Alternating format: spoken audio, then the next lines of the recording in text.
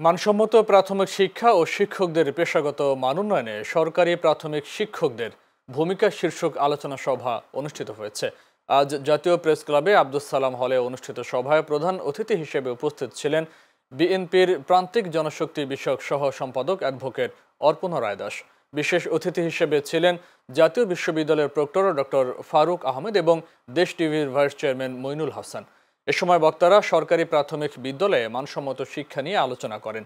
এছাড়া কাউন্সিলের মাধ্যমে শিক্ষক সমিতির সভাপতি ও সাধারণ সম্পাদক মনোনীত করা হয়। সভা শেষে শিক্ষকতায় নানা পর্যায়ে অবদান রাখার জন্য শ্রেষ্ঠ শিক্ষকদের ক্রেস্ট প্রদান করা হয়। আমাদের দাবি কি? দশম গ্রেড, সেটা যেন আমরা পূরণ করতে পারি। আমরা অন্তর্বর্তী সরকার দৃষ্টি আকর্ষণ করছি।